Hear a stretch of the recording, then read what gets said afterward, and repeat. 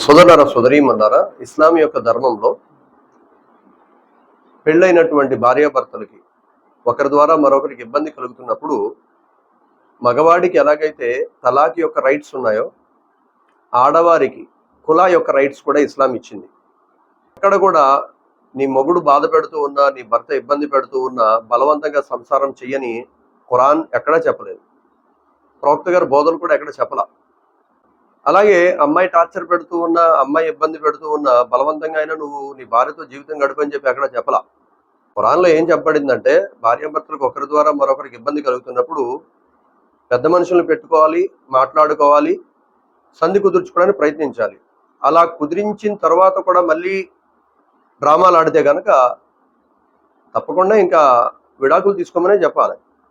నేను ఈ మాట ఎందుకు చెప్తున్నానంటే, నాకు ఒక ముగ్గురు ఫోన్ చేశారు రీసెంట్గా ఈ మధ్య.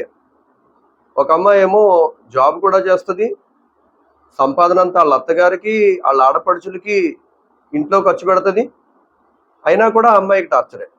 ఒక అమ్మాయి బాధలు ఇవి. మరో అమ్మాయి బాధలు ఏంటంటే ఎప్పుడు కూడా వాళ్ళ అమ్మ భజన తప్ప ఇలా భార్యను పట్టించుకోడు. మీరు అనుకుంటారు భర్తలు చంపేసేటువంటి ఆడోళ్ళు ఉన్న రోజుల్లో ఏంటి ఇలాంటి మాటలు నిజమేనా అని.